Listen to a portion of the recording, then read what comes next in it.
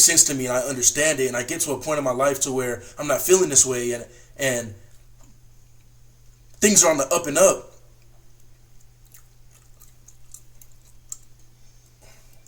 Morning meditation and evening review. Planning one's day with virtue in mind and reflecting on actions taken. That's something definitely I could do a better job of. Is waking up and knowing what, it's one thing to say today's gonna be a good day, but yes, it's a completely different thing to make it a good day. The view from above, gaining perspective on one's problem by focusing on the bigger picture. That's one thing I really have to do. I get so caught up in the little shit. And my goal in life has always been, and this is maybe not a good goal, but it's always been, I've always wanted to start a family. I've always wanted to just be surrounded in love. Not only be surrounded in love, but to give that love back to someone. And so I think that's why so often I put myself into positions that I know are terrible. And I know it's a bad decision. But because I want to feel loved so bad, I allow myself to step back into that. That's all I want, bro.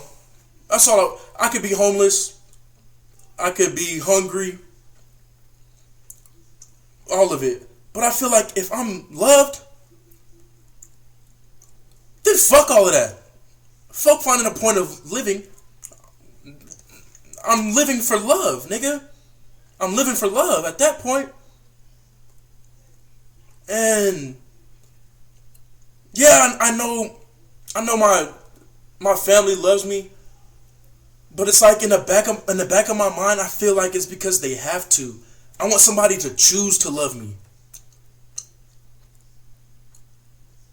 And it seems so often, but I don't.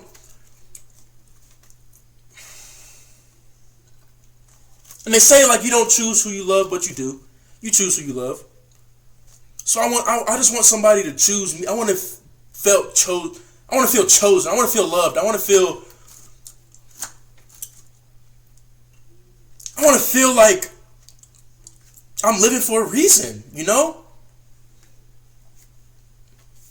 Journaling. Practicing self-reflection as notably done by Marcus Aurelius. That's one thing I've always wanted to get into is journaling. My brother journals. A couple of my homeboys, they journal. And I think it would really help me to understand how to articulate my feelings, writing them down.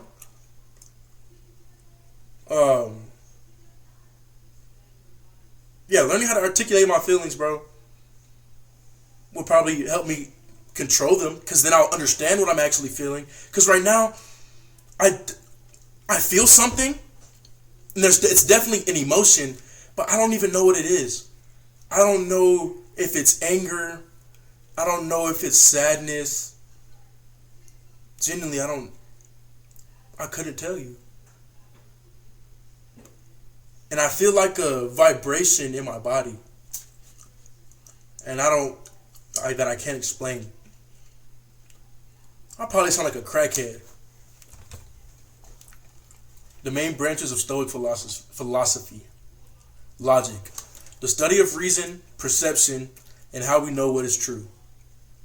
Physics. The understanding of the universe, including the belief that is ordered by the divine reasons or logic. Ethics. The practical application of wisdom to live a good life, which they consider the ultimate goal. And with that, I don't know what a good life is. I know the life that I want, but is that even a good life? Because let's say I find a woman I love, and she loves me, and we grow together. We build an amazing family. I have these amazing children. Who's to say she doesn't wake up on a random Wednesday morning and say, "Nigga, I don't love you. Get the fuck out of my house." It's over.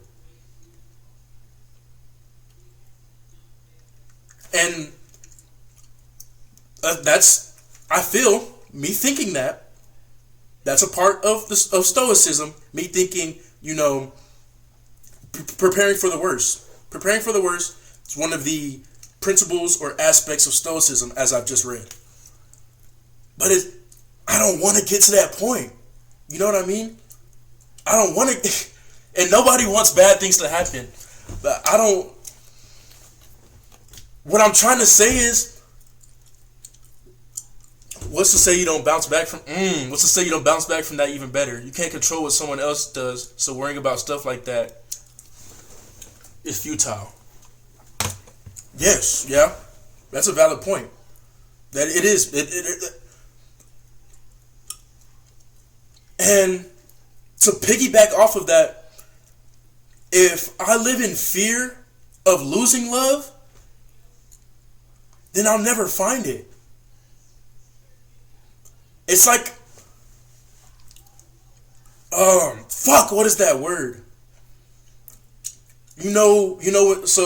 Whenever like somebody can time travel and they go back in time and they change something, but changing that would change everything else. So it's like a loop or whatever. I know the word, it's on the tip of my tongue and I can't think of it.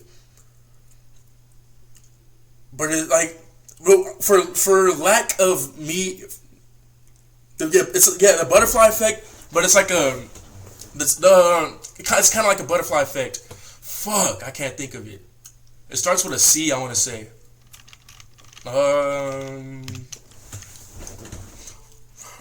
Give me 1 second.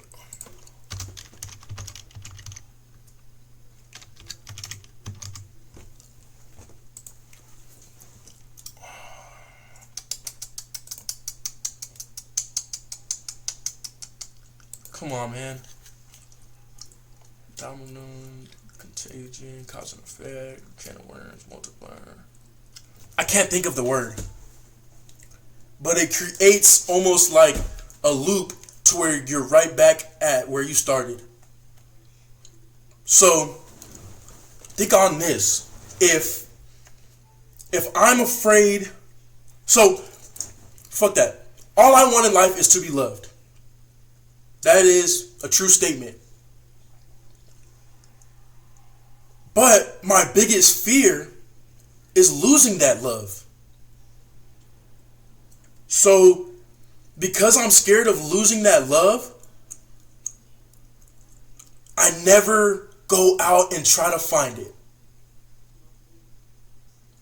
And so I'm living in this perennial cycle of me just aching to be loved, but I'm scared to go find that love because I'm scared to lose it. And then, because I'm scared to lose that love, and I never go find it, then I'm never happy.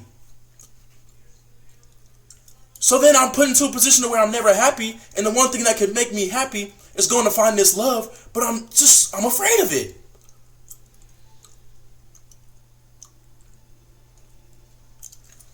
So then I think to that, what do I do?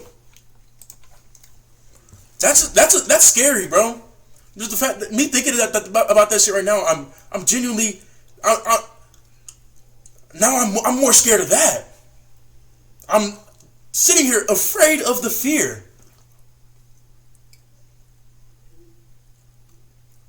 And I think that's probably like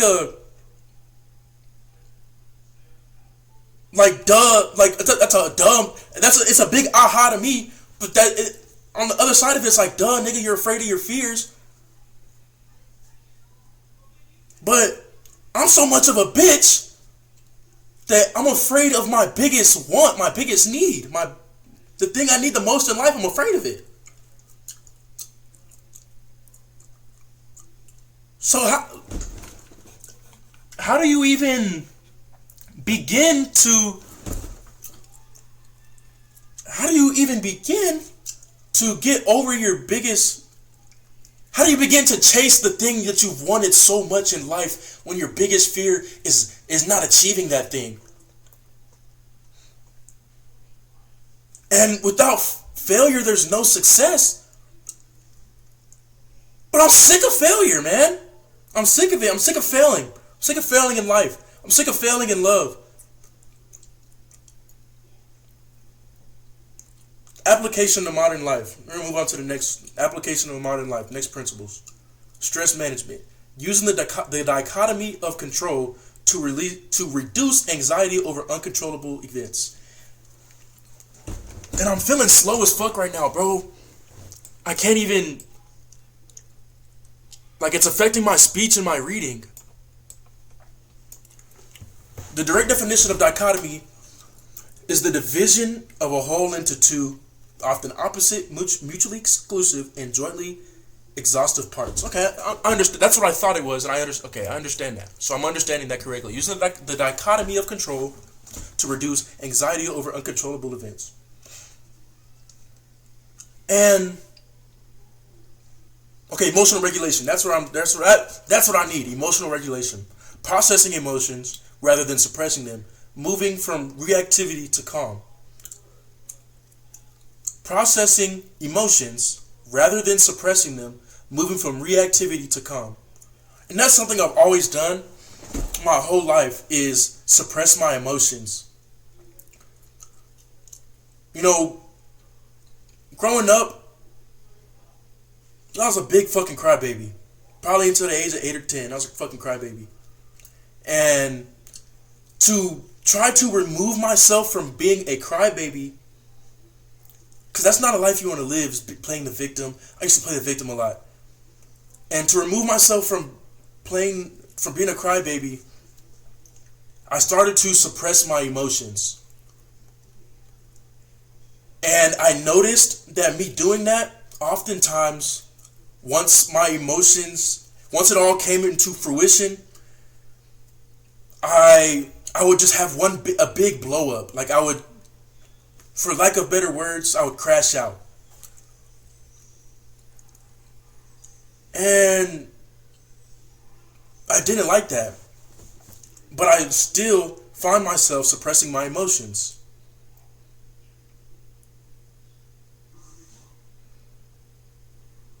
And I think growing up as that crybaby, it caused me to be, and playing the victim so much when I was younger, it caused me to play the victim when I started going to school. You know, I'd get in trouble, and it's everybody else's fault but mine. I can do no wrong. And my mom, she used to kind of feed into it. But I'm her baby. I'm her youngest. I'm her baby. So obviously she's going to feed into it. And my father, my dad, that wasn't a life he wanted to see me live. The life, being a victim my whole life, that's not something he wanted to see. And that's something that I tried to explain to my ex now. I was going to say my girlfriend. Because that one of her reasons for us breaking up was she feels that I'm not patient enough with her son. And I'm never going to talk to a girl with a kid ever again. It's not going to happen. But she feels I wasn't patient enough with her son. It may be true. I have low patience. That's true. It's true. I have low patience. I'm not patient with anything. I can't wait. This goes back to the beginning of this conversation. I can't wait to find love. So, and I guess I thought I loved myself, but I guess I don't. And so since I can't wait to find love, I settle for people who say that they love me, may think that they love me. They may do things to try to show that they love me.